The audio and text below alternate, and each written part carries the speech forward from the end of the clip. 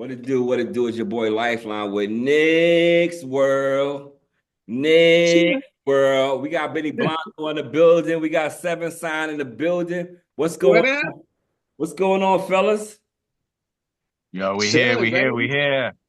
It's playoff time. You know what I'm Already, saying? Back This at is the it. garden. that's what's up. We gonna pass it Word. to Benny, man. How you feeling, son? How you feeling? Wow. You know what I'm saying? Like every true Knicks fan, we mourning after a loss. But the great thing is we got Cleveland tonight. Um we rested we at the point of the season where everybody resting their players. I get it. You know what I'm saying? So good. We rested OG, we rested Josh, we rested Mitch. So we rested three of our best defenders. So how the game going? We jumped on them. We was hitting shots or whatever, but then when the game, got tight or whatever, we couldn't get no stops. It was a bit frustrating. How you guys feel? I'm Um, good, sir. I feel like you said, like every New Yorker, I love the pain. I love it, man. I need this to survive. You know what I'm saying? It's the same reason that New Yorkers stay in New 3-degree weather. We need that, but I watched the game last night and I'm with you. I felt like we came out real strong. Like we was Hmm. looking real good. And I was actually happy to see them rest players at the end of the season opposed to overworking them and resting them 3 months in the middle of the season. True. But True. like you said, our defense at the end of the game, like it was non-existent. But Right. I think that what it did show is that the Knicks can play without our best players. So that was Right. that was kind of impressive. That was impressive. That was a good take from it. Looking at it from that Mhm. point. Yeah, I'm with y'all. I mean, I didn't watch the game last night, and once they kind of said they were sitting out players, I didn't really care to watch the game. Right. Really care to Right. watch the game. I'm ready for the playoffs to be over with. I'm ready to see what's going on because I'm an old school New Yorker. I'm a beef patty and cocoa bread with cheese and mayonnaise type of guy. Oh, word. Yeah. Now you're talking. You know Now what I'm you're saying? That's talking. what's So, up. so, so I'm ready to see if New York come with that ruggedness. If New York come Right. Mhm. hard, I was looking at the guy's stats, right? And I'm a stat man, you know, Hmm. and Cat averaging 24 and 12, almost Mhm. 13 rebounds. Brunson averaging 26, almost 27 points a game, 7 Mhm. assists a game. Anunoby averaging 18. Bridges averaging 17 and Hart averaging 13. Mhm. You got 5 players averaging over 13 points a game. Amazing. You got 4 players averaging over 15 points a game. I Mm. want to see can they put it together and Right. and oppose their will on a team. And every And, player and, and, got and an that's what we are as Knicks fans right now. That's what they presented us with. You know what I'm saying? Like all those numbers do make sense. But all those numbers we haven't beat the better teams. But you know what? All we can do is be like the playoffs of the different beast. You know what I'm saying? Y'all come out, y'all think y'all all good, with y'all records and first place and second place, we gonna come out and we gonna compete. And then after that is who's gonna win the ball game. yeah. Mhm. I felt like that when I seen them play Boston the other night. When they played Right, Boston the other night, they showed right. You're me right. like you can compete. Right. Mhm. Show me that, And because, and that's why when I be getting on my nephew for telling guys to sit down. Like I played basketball my whole life until, I had knee injuries and all this other stuff. Love it. I would play in my church shoes because I right, always kept basketball shorts under my pants. So I Mhm. had church shoes. If if somebody would put me on a team.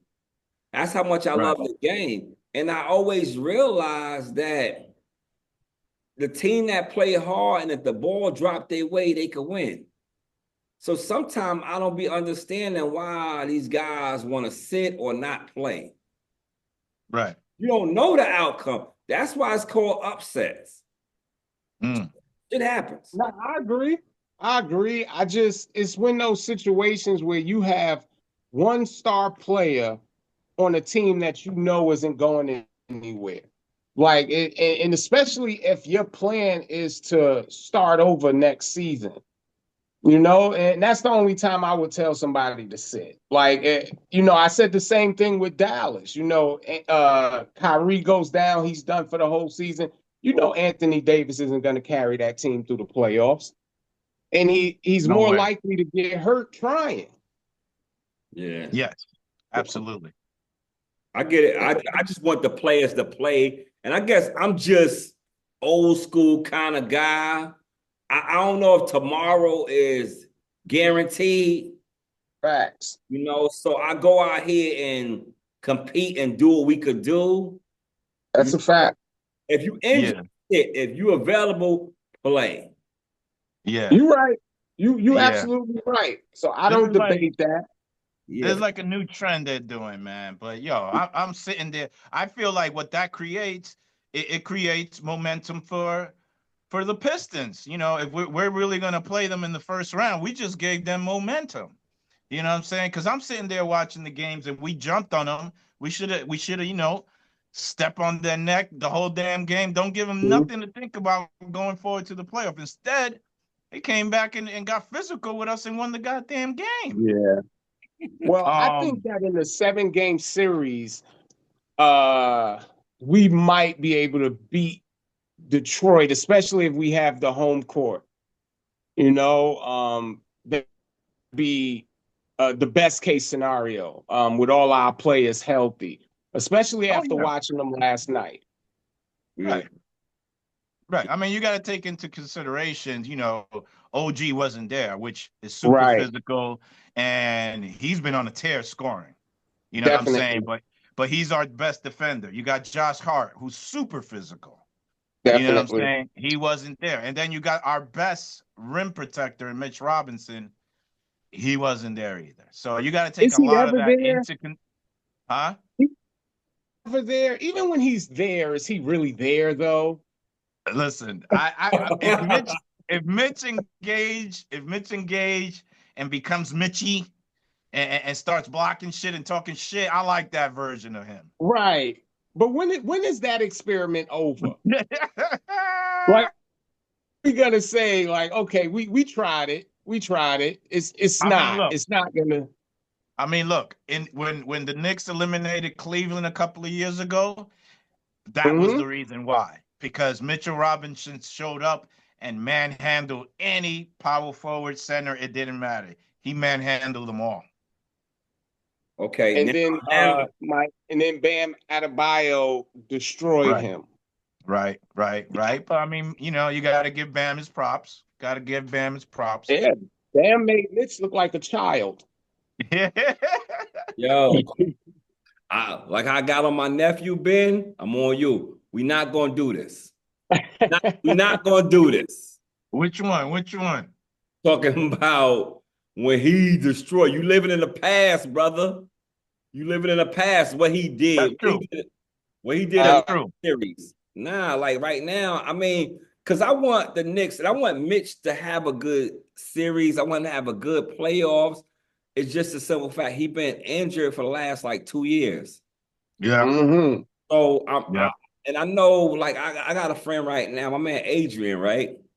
He had back surgery. Talked to him today.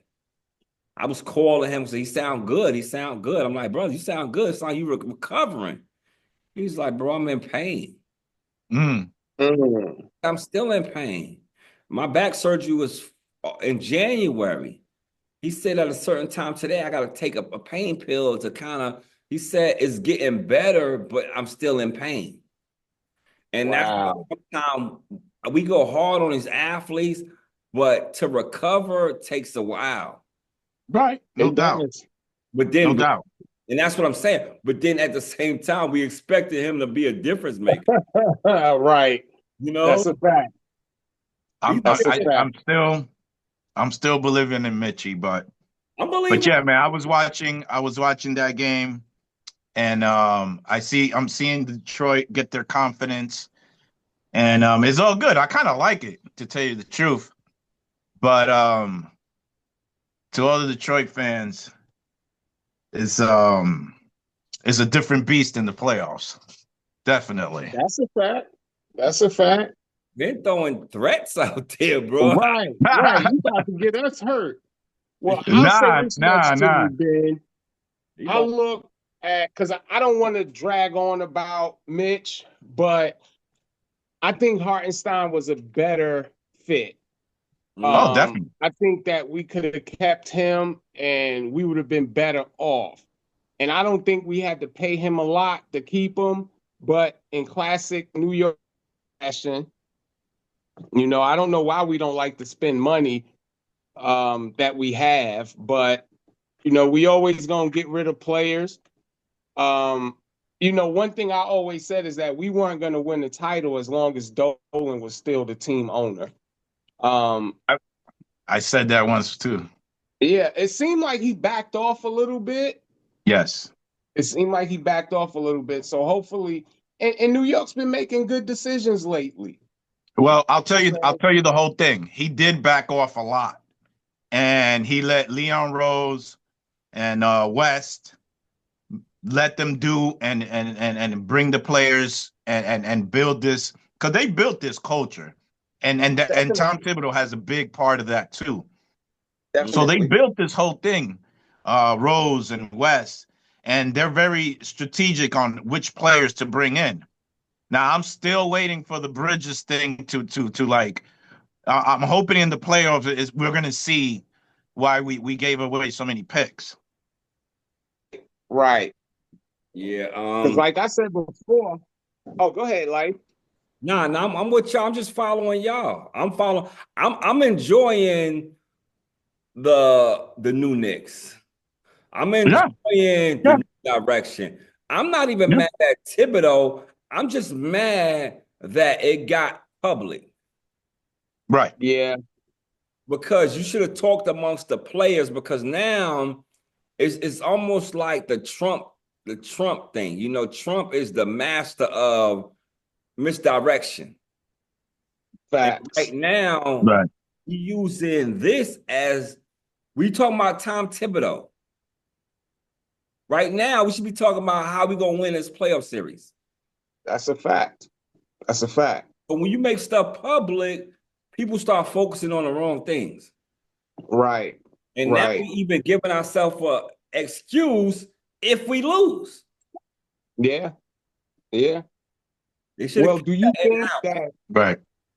do you think going forward that Tom Thibodeau, excuse me, is the best option for New York? Like we spoke about it before. Sometimes a coach could get you to where you need to be, but not get you over that hump.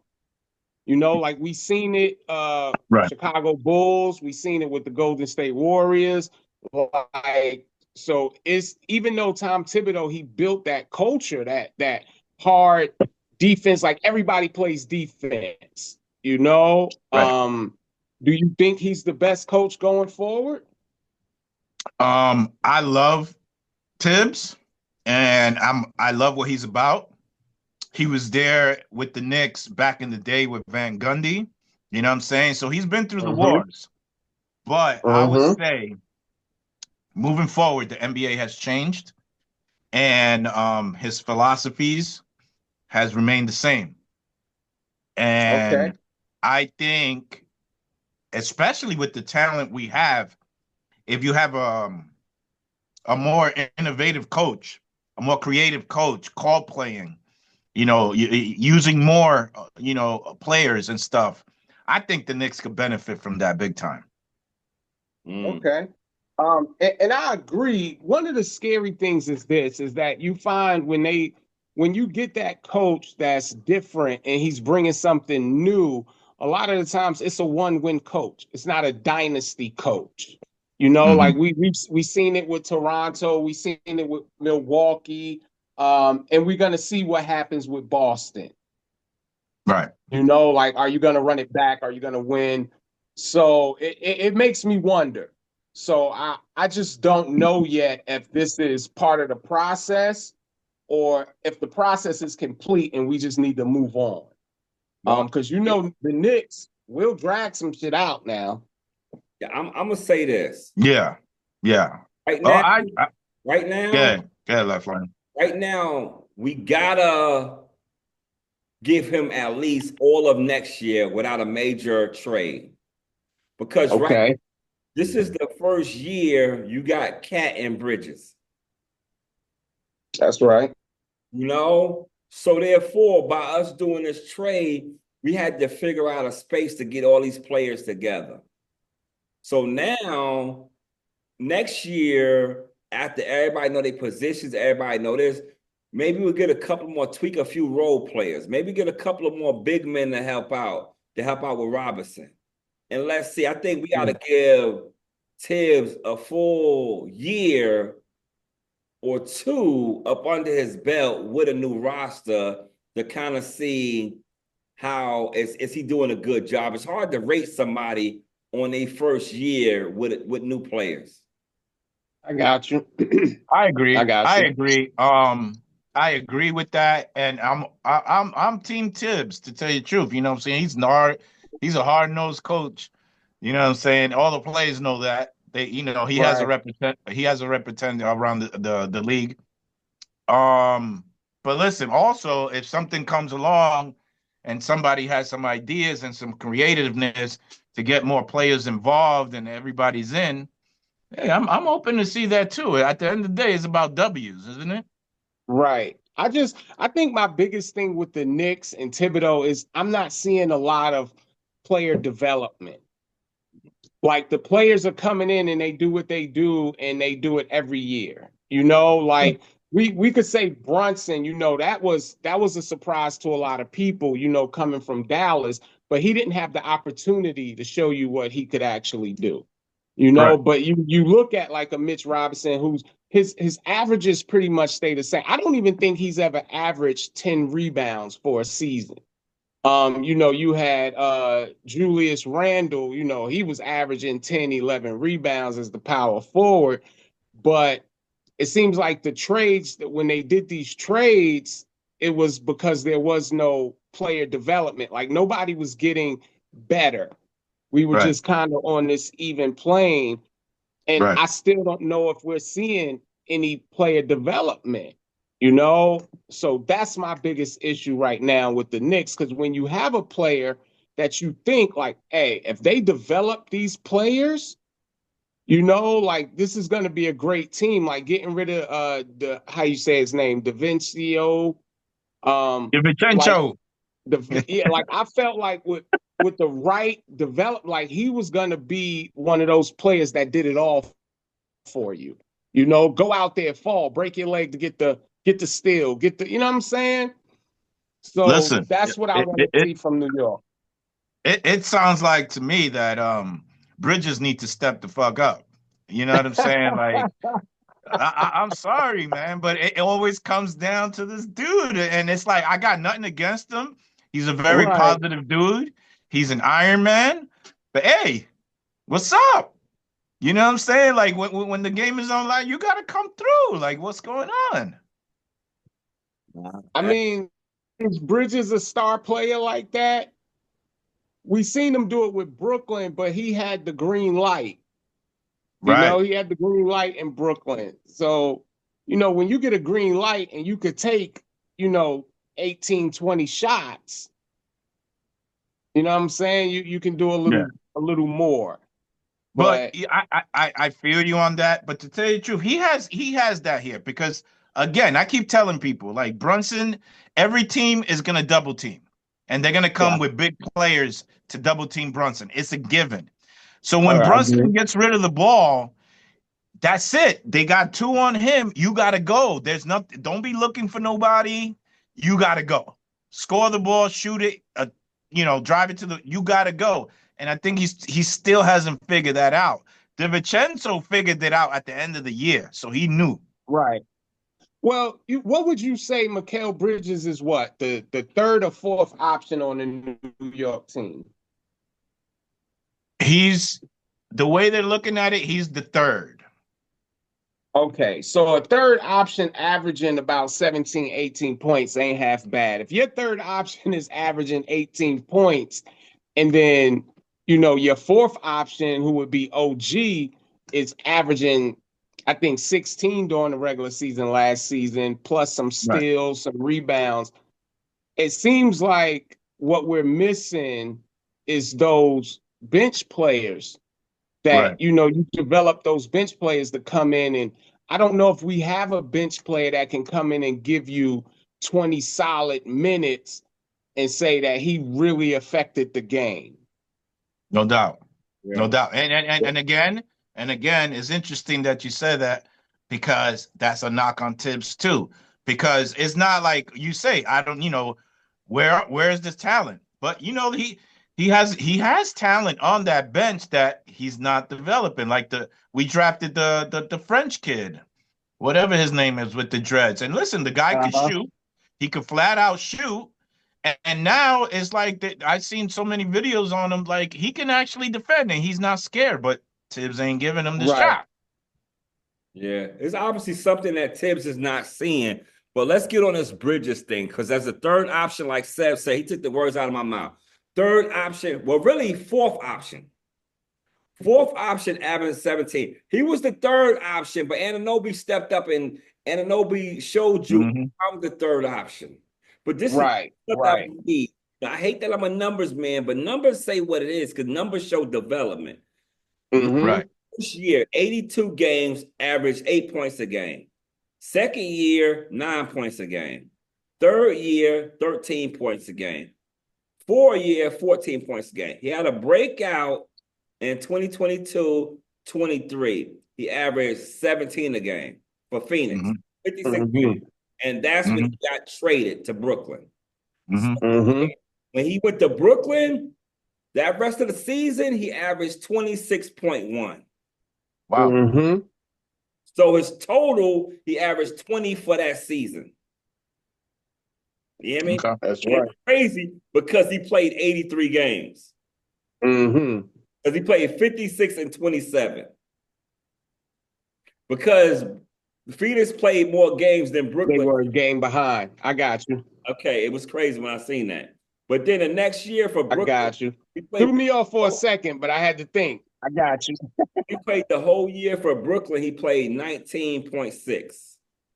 So the whole thing is this. Now he's back to he's back to 17, where he was in Phoenix when he started doing a turn. So right now, this is not his peak, but this is where his baseline is at. I think what happened is when he went to Brooklyn for them 26 games, he was so hurt, so offended, and Brooklyn didn't have nobody to score, that he averaged 26 for 27 games.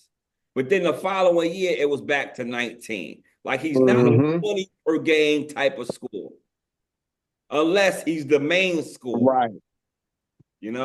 So right now, Bridges is back to his fairly spot. You're not going to win with him being your first option. You're not. So no. He's third or fourth, how you look at it with Anunoby.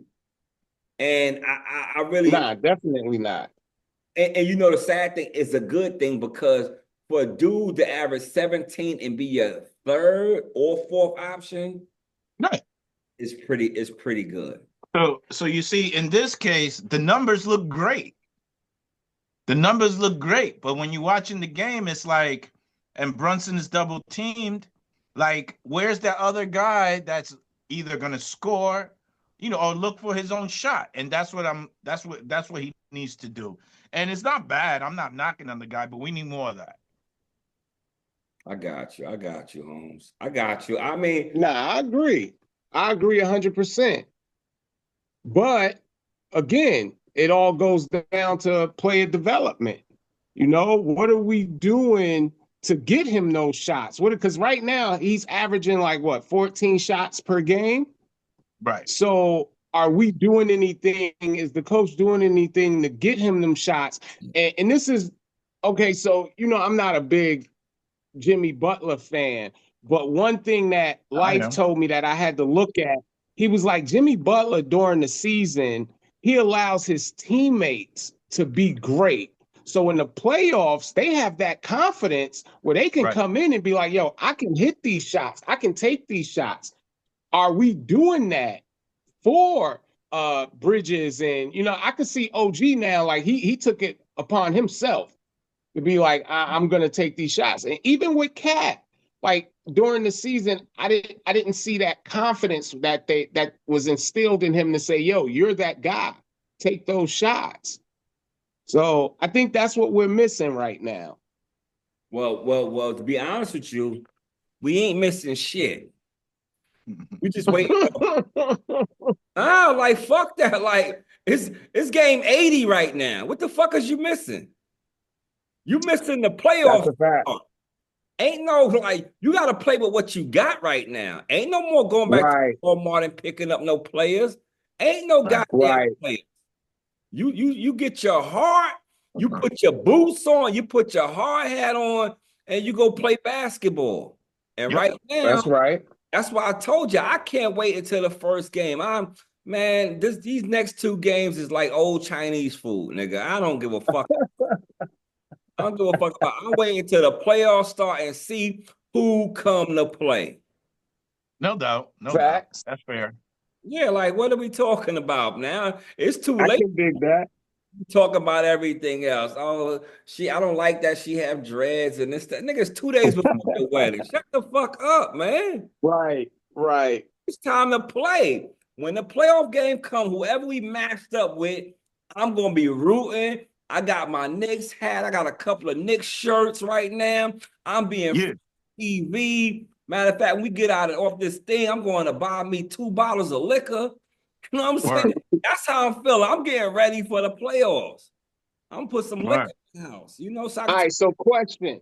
Do you think that right now the New York Knicks, you say we have the talent, do we have the structure to actually go far in the playoffs? And that's given if we face Detroit in the first round, do you think we match up well enough against them to even make it to the second round? I'm gonna say yes.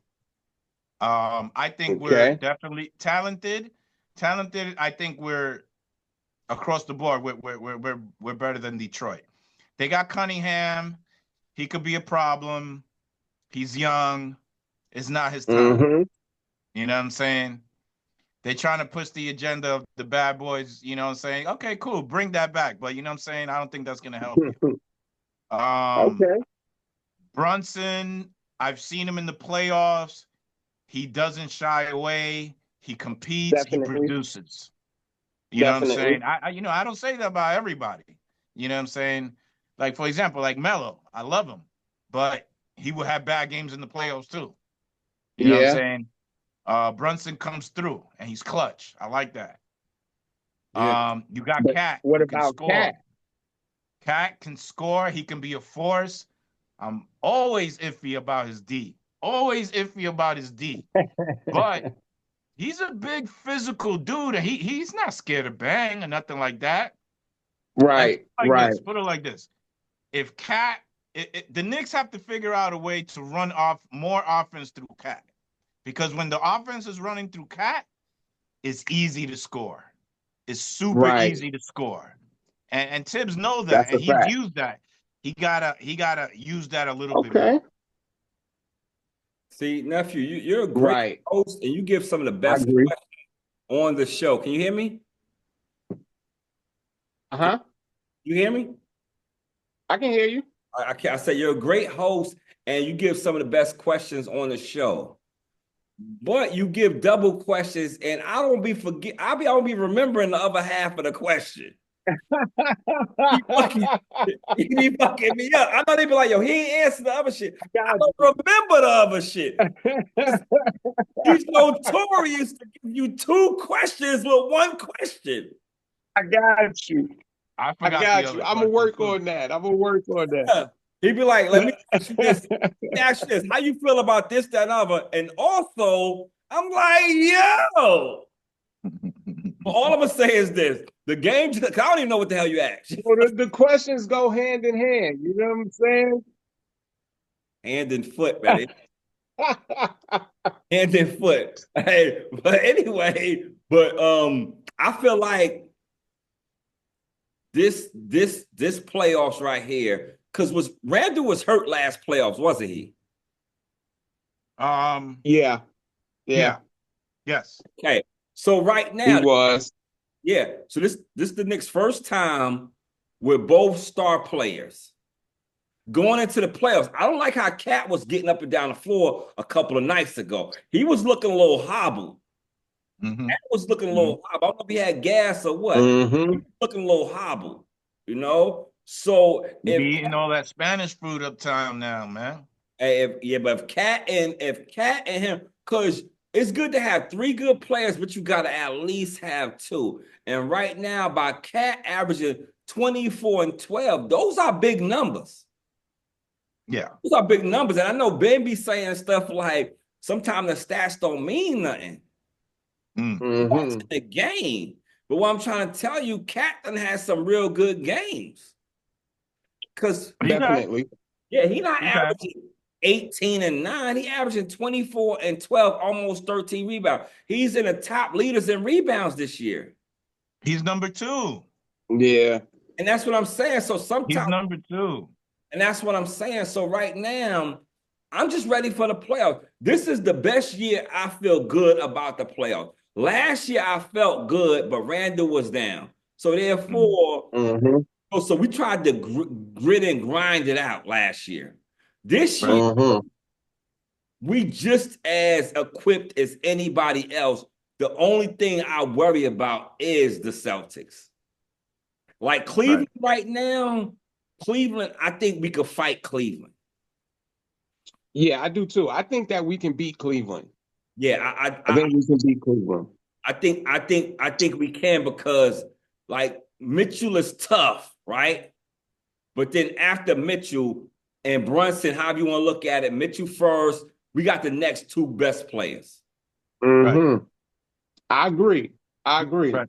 We got the next two best players, so I want to run it. So I feel good about the playoffs. I mean, that's the only reason I'm gonna get alcohol tonight. I want to have a bottle. I'm gonna take a shot or two tonight while I'm watching the Knicks game, even though they might not play everybody, but I'm getting ready for the playoffs. Right. Well, I'll tell you this. I'm a little disappointed that we're not seeing players like Tucker on the floor. He got in last night. He got in last night. Yeah, I know. And that's why I mentioned him. Because a player like PJ Tucker, I don't care what team it is. Like, if you're a championship team, you need a player like that.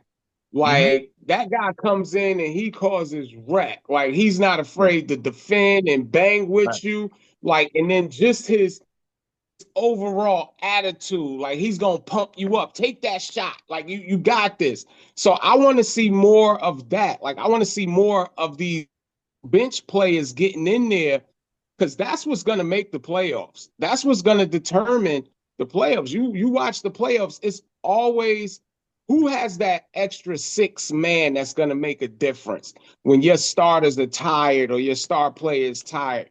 And that's what I'm not seeing yet from New York. You know, I'm not seeing that from the Knicks. And this is the time to showcase that. You know, this is the time, because I think right now, like, it's highly unlikely for us to fall lower than 3rd place. So, you know, now is when you showcase that. Yeah, we're definitely going to take the 3rd spot. And it's going to be Detroit at this point, or if it moves around, it'll be Milwaukee. But that's as far as it's going to go. Yeah, and I would love to play Milwaukee first. I would love to. Yeah. Word. Yeah, I think we all should, but we're gonna wrap up the Knicks world. One of y'all fellas, y'all wanna say something before we get out of here, but I think go ahead. And it's just a one part question. Go ahead. As Knicks fans, I want to know, who is your favorite Knicks team? See, Ben, he wasn't there. He wasn't there. We did this. Oh, on the last, yeah, I wasn't. We did this already, but I think Yeah, mine, we touched bases on the that bomb squad team that Rick Pitino coached, that had Ross Strickland, Mark Jackson, Tucker, Johnny Newman, Okay. and they Oh, called them y'all went bomb far squad. back. Huh? Y'all went back. Yeah, that was, definitely. And then, of Okay. course, you got to do the 94 that went to the finals, to the game 7. It doesn't go no further than that with Pat Riley and Patrick Ewing, and we fell short to the Houston. We touched on those teams. Okay. I think I went the 93 team. I think I went the year before. The When 93 team. yeah, when they pushed the I think that's the team I went because you caught me off guard right now. I think it was the 93 team where they pushed Chicago Bulls to game 7. Okay. Chicago Bulls to game Oh, 7. yeah. Yeah. They had That was Anthony Patrick Mason, they had Ewing. Oak, they had John Starks, they had a crew. They had the same crew that Ben talked about. They might even had Doc Rivers on that team. But they Nah, had, I think they had Harper. Harper was on that team. yeah. Yeah, it was Harper, Starks, Oakley, Patrick Ewing. Who else was on that team? I remember that team. That's one of my favorite teams too. Yeah. So what about you? I would say I think it was the 98 team. That was the short season when we Okay. played San Antonio. Okay. It was that 98 and 99. Who was on the team? We had Larry Johnson, Houston, Spreewell, Chris Marcus Childs, Charlie Ward, Camby. Yeah, it can be. That was the year that Patrick Ewing was hurt. Yeah, he got hurt, but they made it to the finals, man. As the an 8th seed. As an 8th Yep, seed. as the 8th seed, they made it to the finals. Correct. That was a team right there. That was because I was a Spreewell fan and an Allen Houston fan. And that's when Larry Johnson hit that 3-pointer to send us to the playoffs. Like we So that team, Allen Houston hit the buzzer beater to get rid of finally Miami in the first round. Was that was a slugfest. Oh yeah, that was a fight. And then Larry Johnson with the 4-point play with Indiana. Yes. And he said that shot wasn't even supposed to go in. It wasn't. He said they told him he wasn't shooting no shot. He was supposed to pass the ball. Yo, listen, the ball got deflected. First of all, how does it? You call the play. How does your first play get deflected? Yeah. That was a good team, but we couldn't compete with San Antonio without Pat. Yeah, nah, not without Big Pat. I think and that's the theme of New York. We just always get there and we always get disappointed. It's like I think it was John Starks told the story, and he said that I think it was Pat Riley took him in there to give him a speech, and he was like, it was a horse that had to pull a carriage of people all the way to the river. And he was like, and that horse, he didn't make it. He said, but goddamn it, he died trying. And that's what I need from y'all today. So that's the type of intensity that I love from the Knicks, So I just want to see that. I want to see some of that back in New York, where the coach jump into a fight and hold somebody's leg. That's the intensity I want from New York. That's epic. Check this out. I'm gonna go back to that series I was talking about. That's why I was quiet. I was over here researching. Cause nephew, he be saying stuff, and my memory ain't that good, but I ain't that senile. But check it out. Right. In that 93 season, right? When they only took the Bulls to game 6. It wasn't 7 games. Patrick Ewing averaged 25 and 11. He averaged 25, 11 rebounds, 1.8 blocks, and 1.7 steals. So he led the team in points, rebounds, steals, and blocks. Damn. Then it was John Stocks, who averaged 15 points. Then it was Anthony Mason, who averaged 13. Then it was Charles Smith, averaged 12. Then it was Charles Oakley. And Doc Rivers was on that team. Harper wasn't on the team. And it's crazy because they had 4 players in double figures. And this was Mike numbers, right? Mike averaged 32. He led him with points. He led him in assists. He led him in steals. And he led him in blocks. God damn. So he had 7 assists a game, 2.5 steals, and 1 block a game. And then Scotty had 22 and 5. And he had 7.6 rebounds. And he led the team in rebounds. And the funny thing, Mike averaged 6.2. So Mike was 3rd in rebounds. And then it was BJ Armstrong. And the reason I've read this because people really get on Mike like he had a great team. His 3rd player is BJ Armstrong with 10 points, and everybody else is 9 and under.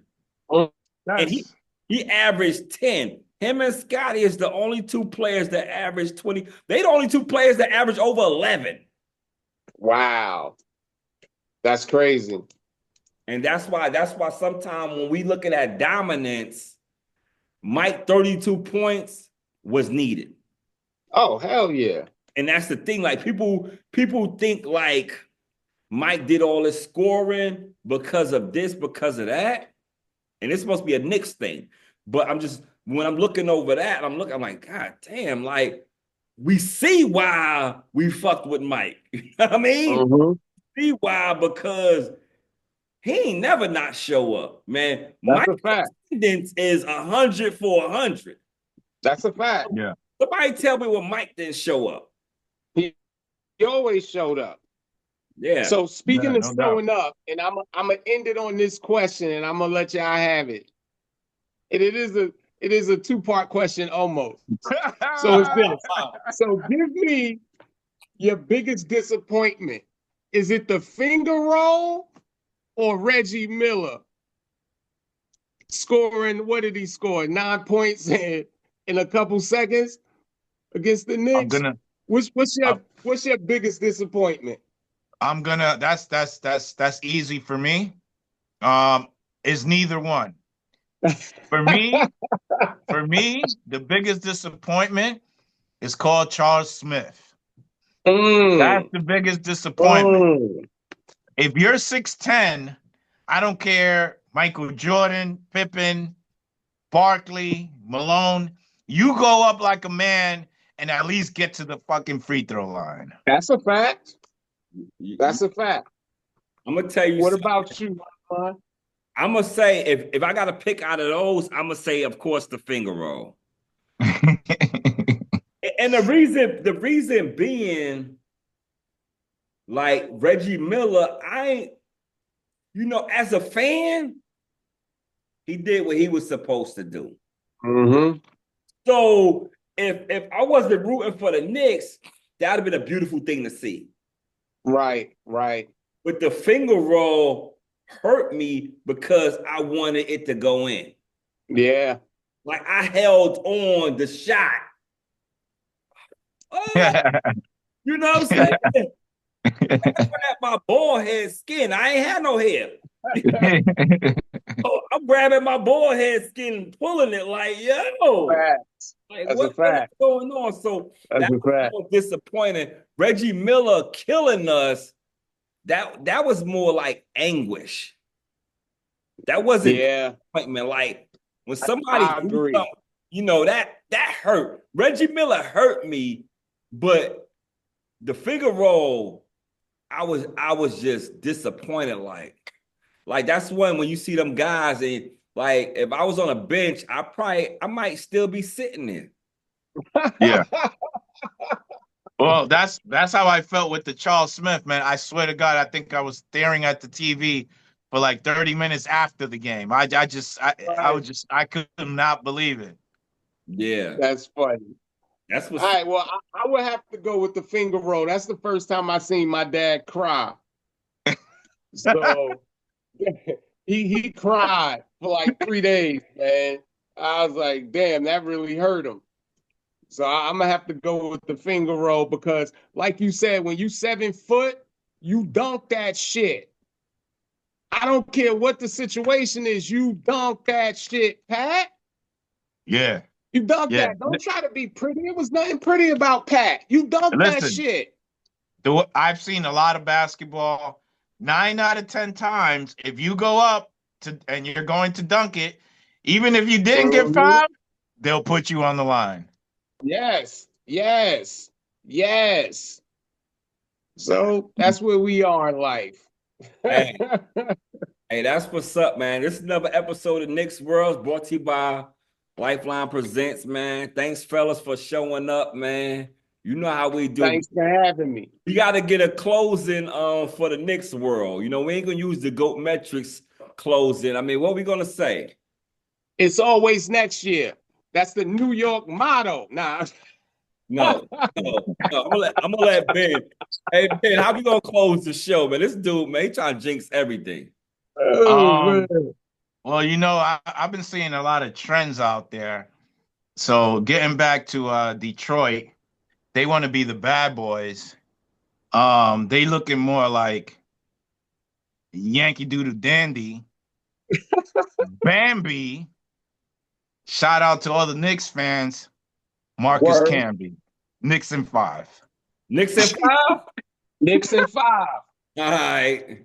All right, I that's what like it is. Knicks in 5, man. 5. Hey, until it's a game 6, until it's a game 7. But Knicks in 5 before the series start. That's what's up. I love it. I All right, fucking love it. Knicks in 5. All right, fellas, man, be easy. All right, Peace. peace.